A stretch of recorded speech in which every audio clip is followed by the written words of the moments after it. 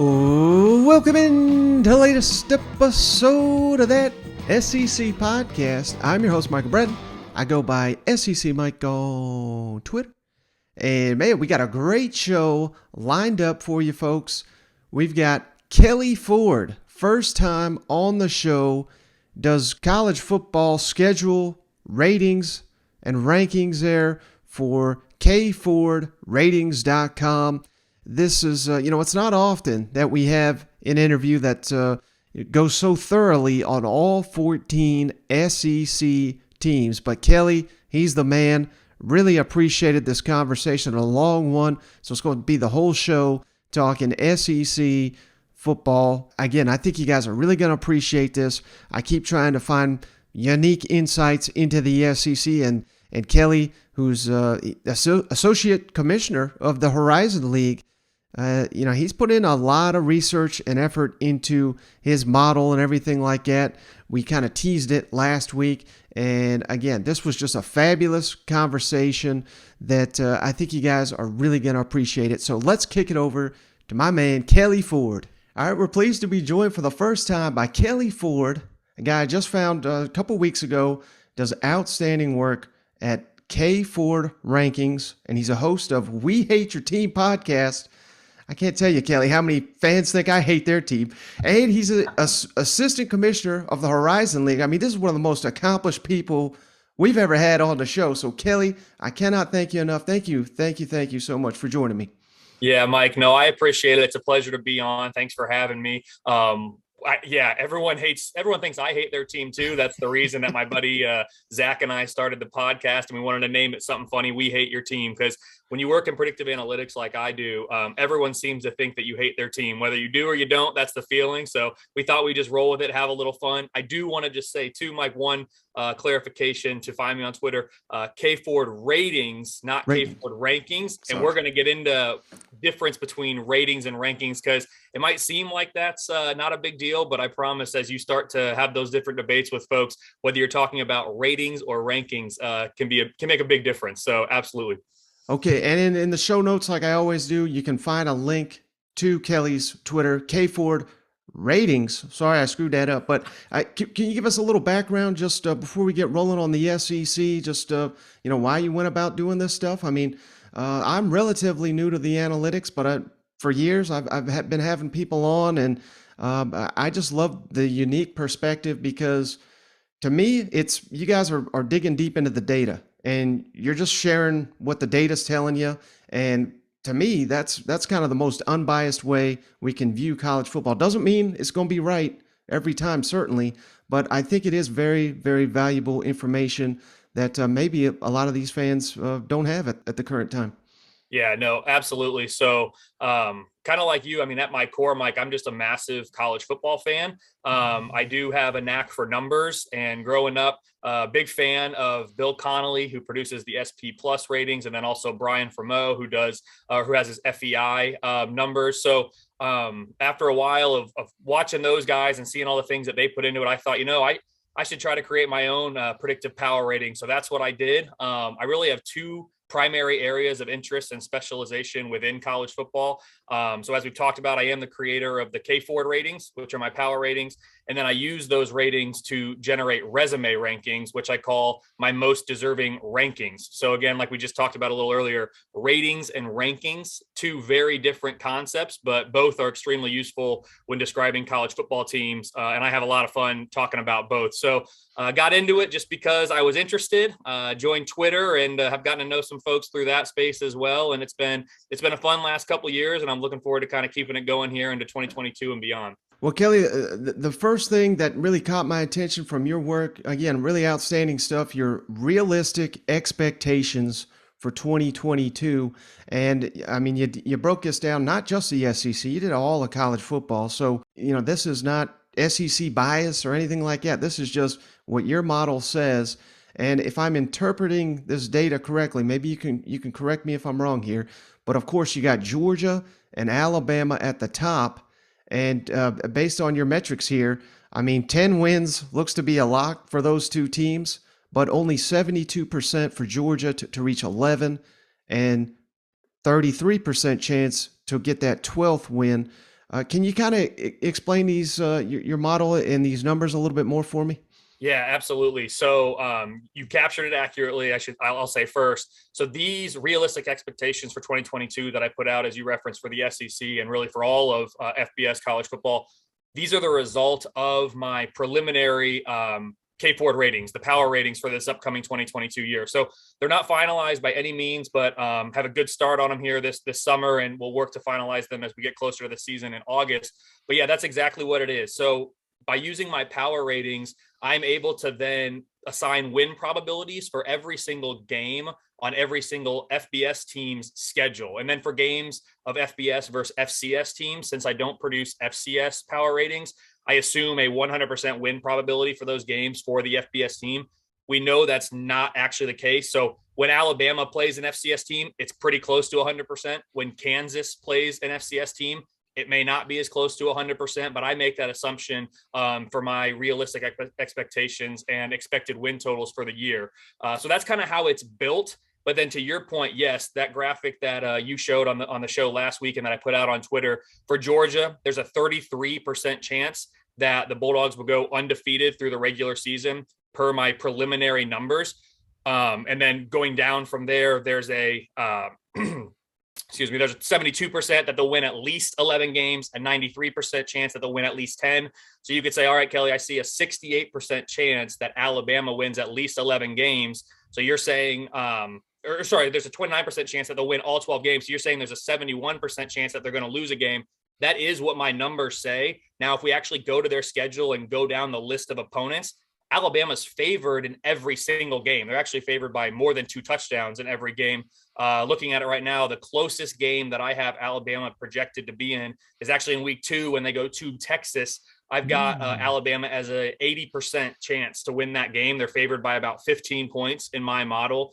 It would be more than that, of course, if they weren't going on the road. We've got the home field advantage for Texas baked into that as well. So I'm not pinpointing the game that I think Alabama will drop or that Georgia will lose. I'm just saying that the cumulative probabilities of each individual game lead you to believe that there is a realistic chance that Georgia and Alabama will lose at least one. And of course, that thinking and rationale permeates all the way down the list of all the SEC teams.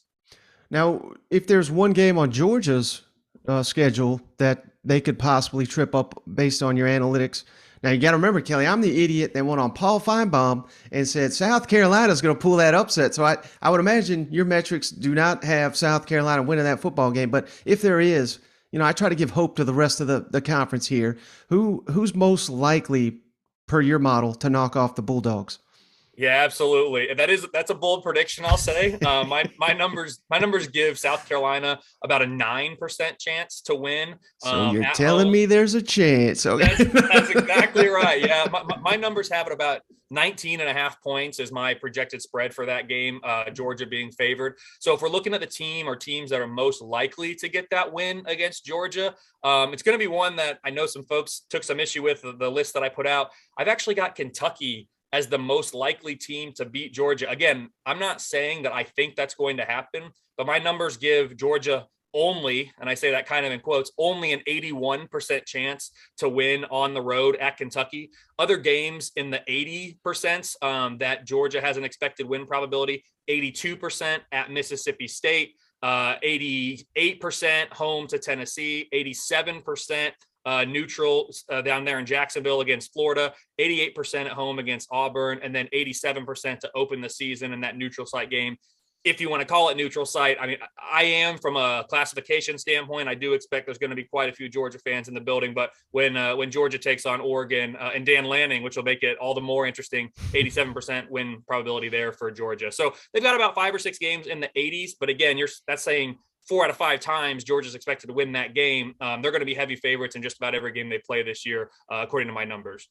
Now you got Kentucky third on the realistic expectations, and I know you called attention to that on Twitter. That not necessarily saying that Kentucky is the third best team in the SEC according to your model, but just the combination of their team and the schedule they face. You get any blowback? Because hey, those fans in Lexington, man, they're riding cloud 9 right now. They think just like you, they have a shot, a realistic shot, hopefully, of knocking off Georgia in Lexington late in the season. How surprised were you that Kentucky third on your realistic expectations? Yeah, so that is, and I know you talked about it briefly on a prior show, and folks have definitely been in my mentions about that one on Twitter, as you can imagine. It was somewhat surprising to me as well. I mean, I'll be honest, to see Kentucky come out third there on the expected wins for the SEC here in 2022. It's important to note Kentucky had an expected win total of 8.0 games, and then literally right behind them, Ole Miss, Texas A&M, both 7.9, Tennessee 7.8, Florida 7.2, Auburn 7.1. So you've got 5 different teams. Six different teams, all within, one game, expected game of Kentucky. And I also want to note that is for the overall regular season. So that's SEC conference games and the non-conference games. But it was surprising to me because, as you just noted, and as I put in my post, I've got Kentucky expected to be the 7th best team, according to my preliminary Kelley Ford numbers in the SEC this year. They fall behind Alabama, Georgia, of course. Oklahoma and Texas, if they were in the SEC, would be ahead of Kentucky in my numbers. Texas A&M, Auburn, Tennessee, Ole Miss, all of those teams I have power rated better than Kentucky, but because of how the schedule sets up, that's how Kentucky gets to that expected wins. And then the final thing I'll say is, because what I put out there and what you referenced earlier, that 8.0 expected win total for the regular season, that's conference and non-conference. I broke it down a little bit further and added to that post later on with the conference projection. And Kentucky did still come out number 2 in the East. They actually, essentially tied with Tennessee, both with 4.4 expected conference wins, well behind Georgia's expected conference wins of 7.1 in the East. And then Florida was right there as well at 4.3. So you've got Kentucky, Tennessee, and Florida all right around 4 expected conference wins this year. So it'll be interesting. Wouldn't be surprised if Kentucky finished second in the East. Wouldn't be surprised if they finished 4th. If they were lower than that, I'd be mildly surprised. But I expect it's going to be a good year for the folks down there in Lexington. Yeah, and I think that's the key takeaway there, Kelley. I mean, you're not saying that Tennessee and Florida have no shot of being that second place East team, right? I mean, I can't imagine your model could take into consideration, let's say, Anthony Richardson, as the big breakout star in the SEC. I would imagine that's going to jump Florida up, but there's just no way to tell if that's actually going to happen. So you do got Tennessee right there with, it looks like 84% model of winning at least 7 games. Florida right there, similarly, 88% chance of winning at least 6. So, and like you said, you got Kentucky, your model at 8. So the separation is very, very minimal when you're talking that next tier in the East, right?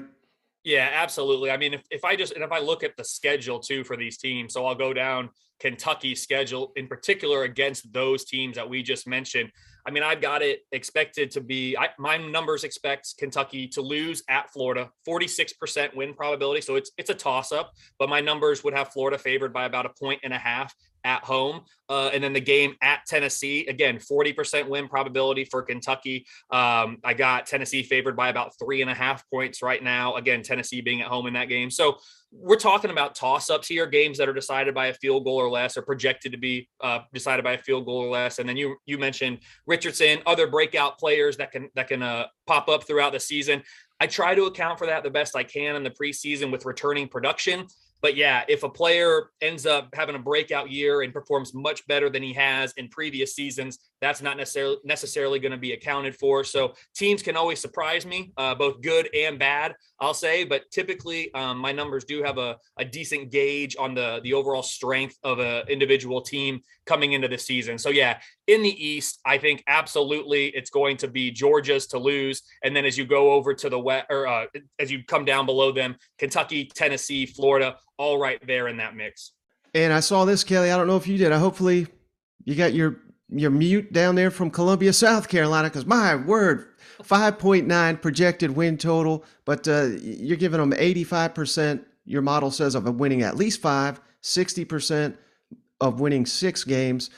We're living in a wild times in college football with all these transfers. Obviously, Spencer Rattler headlines that group. How do you factor in with your model all these transfers? Again, does it kind of look at how they produced at their previous school as compared to maybe what South Carolina had last season? How do you go about doing that?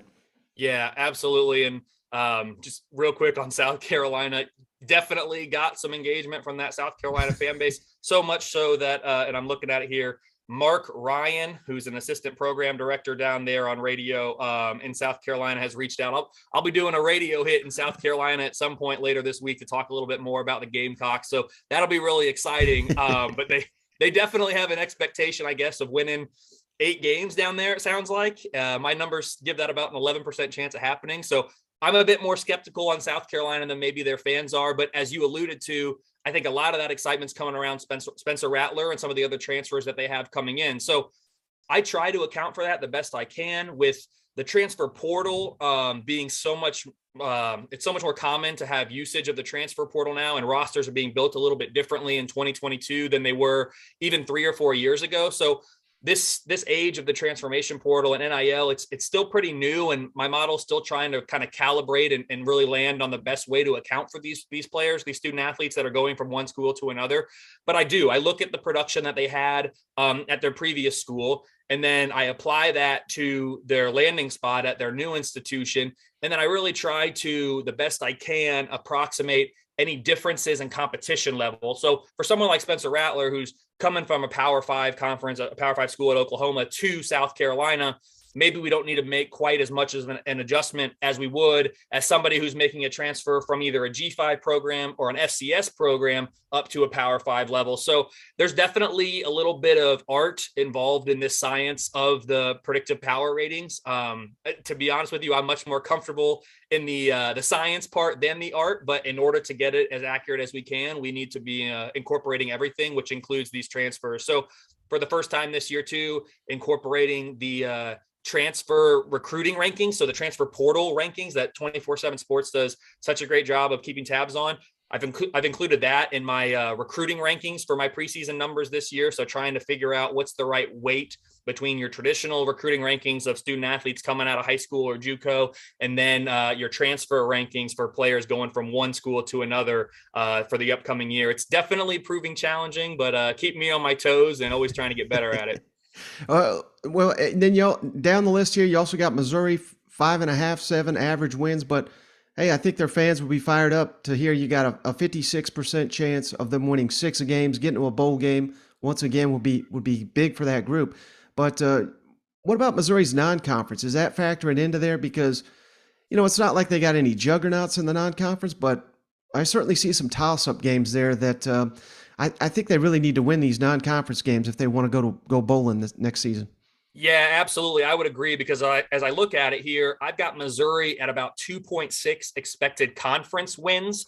So they definitely, I mean, if you're going to go bowling, again, if you get 2.5 or 3 games, they call it 3 games, then you got to get at least 3 in the non-conference. So as we go over to their non-conference schedule, you're right. One game stands out in particular. That's at Kansas State. So I've got the Tigers with about a 31% expected win probability in that game. I've got Kansas State favored by about a touchdown right now. Things could change, of course, as I finalize my numbers as we get closer to August and into the season. And then we'll have 1 week of 2022 data to be included by the time that game rolls around in week 2. But that'll be a big game. If Missouri can win that game, I really like their chances to reach 6 wins. If they fail to win that game, it's not the end of the world. It's just they're going to have to get it done in the other non-conference games, which include home to Louisiana Tech, expect to win there, 87% win probability, home to Abilene Christian. So that's an FCS program. So because of that, I assume 100% win probability. We know that's not exactly the case, but would expect Missouri to beat Abilene Christian. And then in the second to last game of the season, home against New Mexico State, who I have right now as projected to be the worst FBS team out of the 131 that we have playing this fall. So 98% win probability there for Missouri. So I expect they'll win 3 in the non-conference. If they can sneak Kansas State, I love their chances to reach 6 wins. If they can't, then we got to get 3 wins out of the East, out of the SEC. Again, playing the East, plus then their crossover games at Auburn. That's going to be really, really tough. And the other crossover is, as I'm looking at it,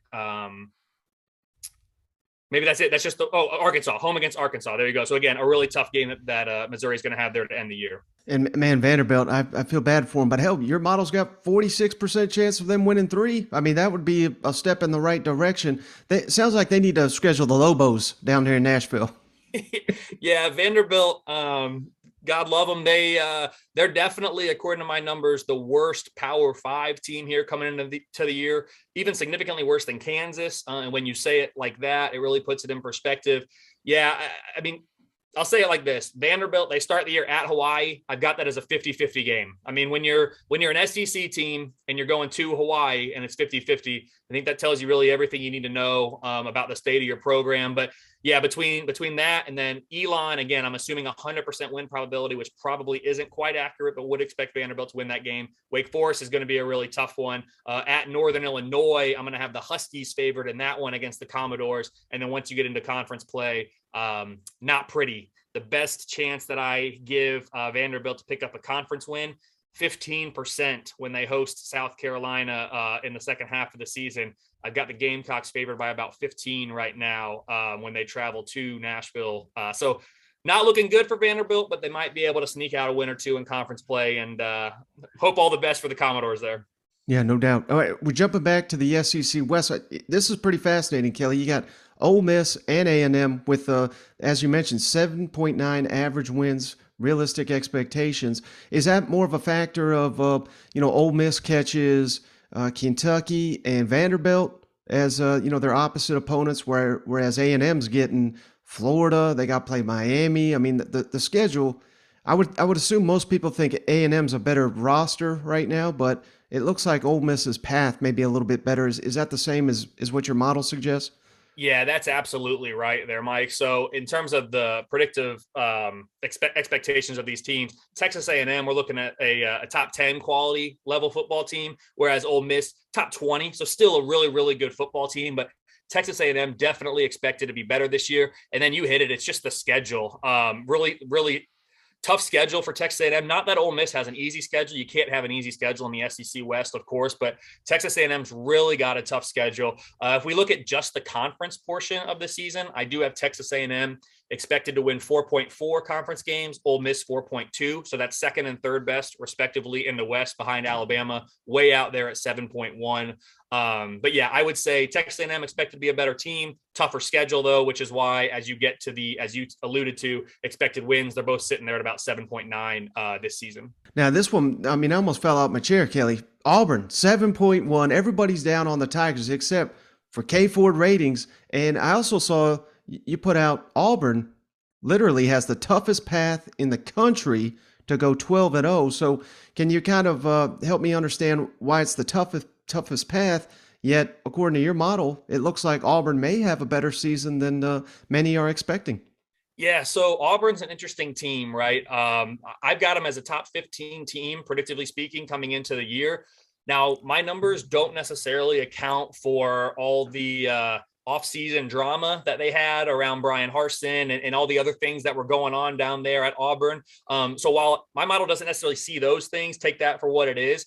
In terms of what this team has coming back, how they've recruited, and there's the success that they've had recently, this is going to be a good football team this fall, I think. The problem is for the Tigers, as you laid out, it is, by my numbers, the toughest schedule in all of college football, a 0.1% chance that the average top 25 team would go undefeated against Auburn's schedule this year.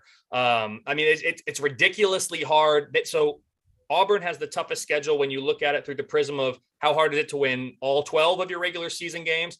How hard is it to just go 10-2? Auburn, again, number one in the country, 9% chance the average top 25 team would go 10-2 against that Tiger schedule. If you look at 9 games, 8 games, still number one, only a 56% chance that the average top 25 team would win 8 games against Auburn's schedule. So the fact that I'm projecting for them, as you mentioned, 7.1 with a 68% chance to reach 7 wins, 40% chance to reach 8 wins. I think if Auburn goes 8-4 this year, Brian Harsin should be celebrated. Everyone should be thrilled on the Plains. If Auburn wins 9 games this year, Mike, you got to put Harsin in the conversation for SEC Coach of the Year. And I know you're going to have Kirby, you're going to have Nick Saban, who are either looking undefeated or one loss probably at most. But if Auburn wins 9 games against this schedule, I mean, if we just look at it really quickly here, I'll pull it up on my screen. So you start with Mercer, FCS team. I'm expecting 100% win probability. San Jose State at home, again, 95% win probability. Once you get through that, though, you've got Penn State at home. That's a toss-up game, 55% win probability by my numbers. I got them favored by about 1.5 right now over the Nittany Lions. Then you get into SEC play with what's arguably going to be your easiest SEC game. Potentially, you've got Missouri there, 82% win probability. LSU at home is not going to be a cupcake, 62% at Georgia. That's just brutal. At Ole Miss, another tough game, probably a toss-up. My numbers like the Rebels by about 2 at home when they host Auburn at this point. Home to Arkansas, 66%. At Mississippi State, total toss-up. Got Mississippi State favored by 1. Home to Texas A&M. I do like Auburn in that game by about a point right now. Now let's see, though, because if things have gotten off the rails for Auburn and they're not having a great year and Texas A&M's rolling, things could look different come that part of the season. Western Kentucky, you'd expect the Tigers to win that one. And then you close at Alabama, only a 10% chance to win that one.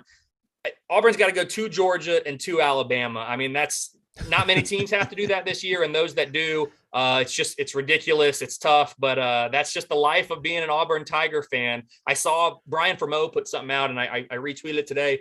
It said since 2007, which is when Brian started his FEI or started publishing his FEI ratings, Auburn, like 35% of all of Auburn's games have been played against top 15 competition, which essentially means that on average, Auburn plays 4 teams every single year that are top 15 level competition by FEI, which is a very, very good predictive power rating. So this isn't new to Auburn fans, but just to kind of realize that and say it out loud after it's been written down, really, really tough schedule. Probably the toughest stretch for Auburn in all of this. They host LSU on October 1st. They go to Georgia on the 8th. They go to Ole Miss on the 15th. There's only a 5.6% chance that the average top 25 team would make it through those 3 games unbeaten. I mean, right there, that sums it up for Auburn fans. It's a tough schedule year over year. They're used to it, and it's a tough job down there at Auburn. Yeah, you got me a little triggered there, Kelley, when you say Brian Harsin, Coach of the Year, because that's what I said after they beat Arkansas last year. They were looking pretty. They controlled their destiny in the West, and then they lost every damn game the rest of the way. And that bastard old takes exposed. He retweeted my old tweet, so it triggered me a little bit there. But moving on, Mississippi State. Hey, they're often overlooked. Those fans, believe me, I hear from them all the time. Why does everybody disrespect Mississippi State? Well, your numbers don't. Analytics, they love Mike Leach. He's a walking upset, as my buddy Dave Bartu likes to call him. 6.8 average wins according to your model, and they have an 83% chance of getting a 6, 59% chance of getting a 7. So what's your thoughts on Mississippi State year 3 under Mike Leach? Yeah, I think their program moving in the right direction, and they're bringing back a lot of production this year. Top 20 in my preliminary returning production numbers.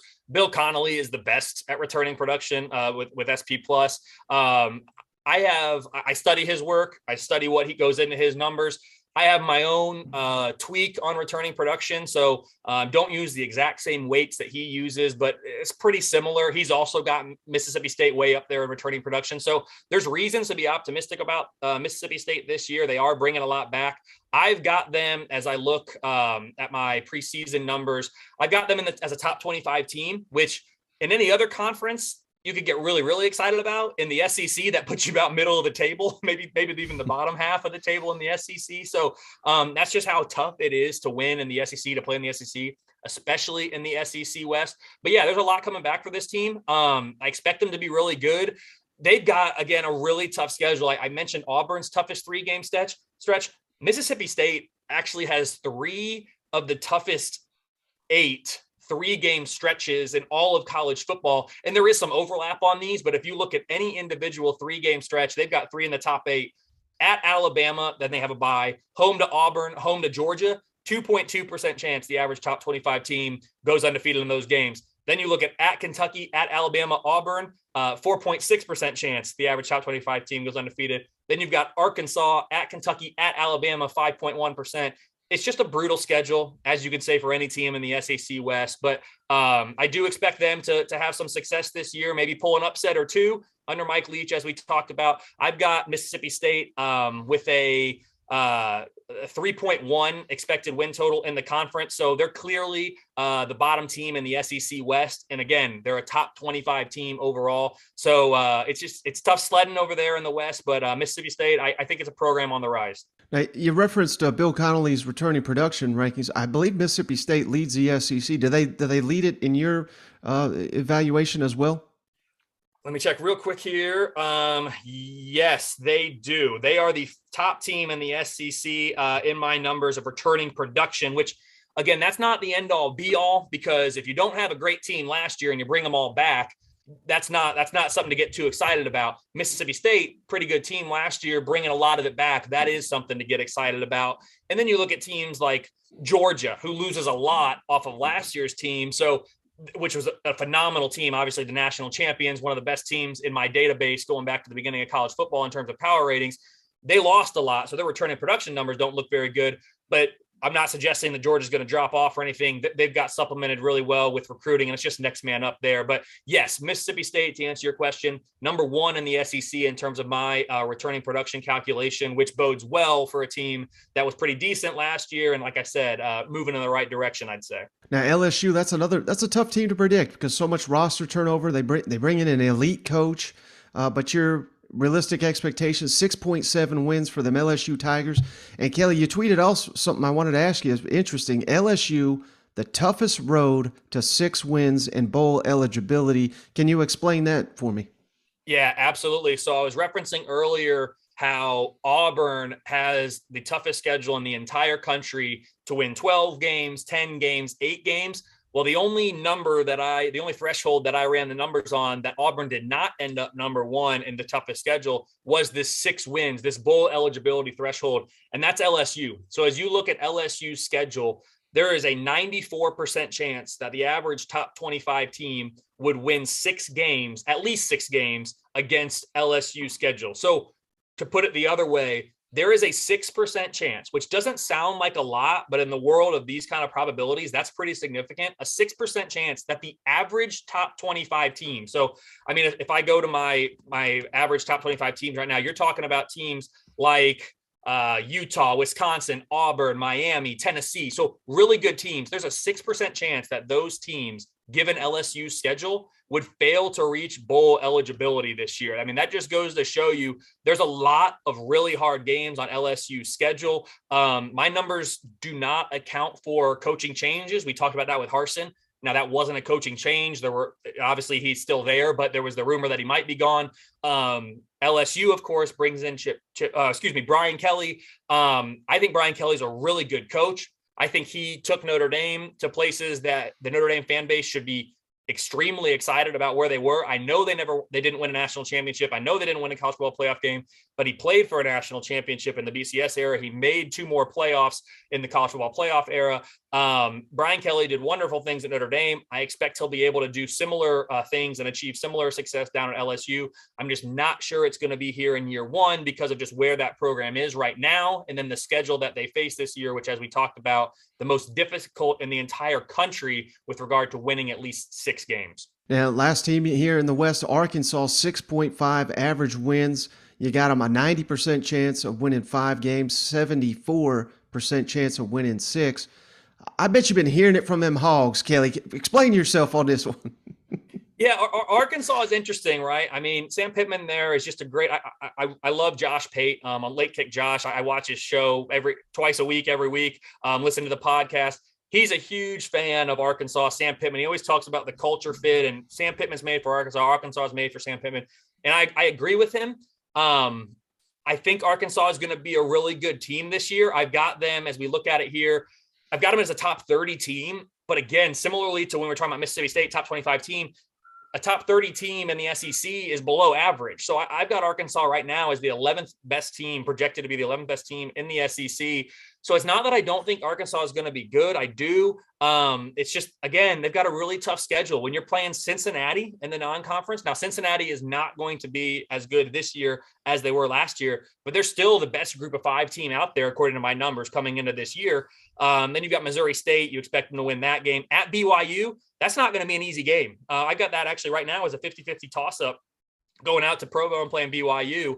And then you've got Liberty. Again, I expect Arkansas to win that game. But then once you get within the conference, as I go to the expected conference wins, Arkansas 3.6. So again, that's fourth best, excuse me. No, fifth. It's fifth best in the SEC West. I've got it about a 50% chance that they win four games in the conference. So I expect they're going to be a good team. I love everything about what Arkansas has got going on. I think, again, they're trending in the right direction. But when everyone else in the SEC, especially the West, is trending in the right direction and really good too, there's only so many conference wins to go around in the SEC. Every game you got one win and one winner, one loser. How many times can Arkansas end up on the right side of that and toss up games this year is going to define that season. So I'm excited for the future of Arkansas. It's just, it's really tough in the SEC West. I think you're sensing a theme here, Mike, and what I'm saying about the toughness, the difficulty of the SEC and in particular the West. I know this isn't breaking news to you, but objectively speaking, it's absolutely the facts. And it's only going to get worse when old Texas and Oklahoma come to town. You know what?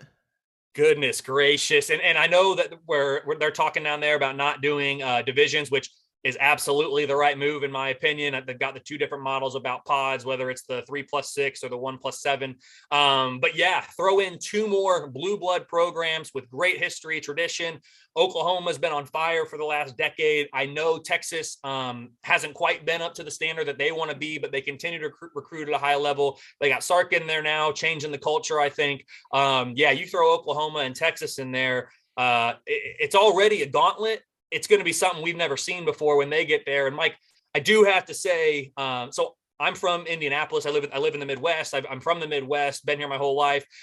Big part of Big Ten country, which I know SEC fans sometimes stick their nose up at. But as a neutral college football fan, it's great for the SEC. I'm thrilled for the SEC. I think it's going to be fantastic for you all within that conference. As a neutral fan, I can't lie. When the news broke, I was disappointed because it's just tough when you see so much talent all congregated into one specific conference. And it is what it is. The money is undeniable. It's an opportunity for those 2 programs to join what is undoubtedly the best conference in the country in terms of football excellence. So I understand all the reasons. I'm a traditionalist. It's a bummer for me to see. I mean, shoot, I yearn for the days when Texas A&M was still in the Big 12 too, but those are long gone and we're not going back. So I wanted for the record to say I wasn't thrilled, but I absolutely understand why.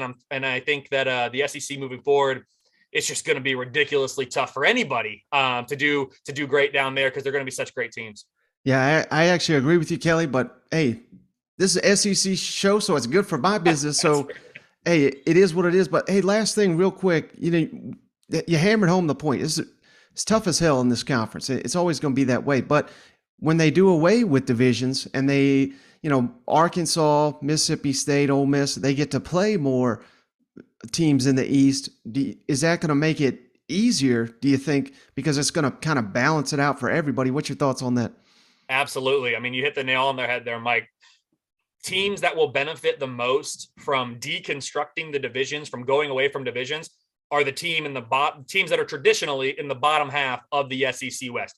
The SEC West is the toughest division in college football, followed by the Big Ten East. And you can have debates about, well, if you only look at the top 3 or 4 teams, it's a little bit closer in that regard. But top to bottom, the SEC West is the best division in college football. When they move away from divisions, those teams you just mentioned, I mean, really everybody in the SEC West, and that includes the likes of Alabama, A&M, Auburn, LSU, everybody is going to benefit from that because you're going to be playing more teams from the East who have traditionally, historically, since the SEC expanded to 12, so you're talking Vanderbilt, Missouri. I know they had some success early on, South Carolina, Kentucky, Tennessee as of late, but I think the program's trending in the right direction there too. You're playing more of those teams and less of A&M, Auburn, LSU. So absolutely, without question, when they move away from divisions, I'm hoping they go to the 3+6 model because it preserves more of the traditional rivalries than the 1+7 would.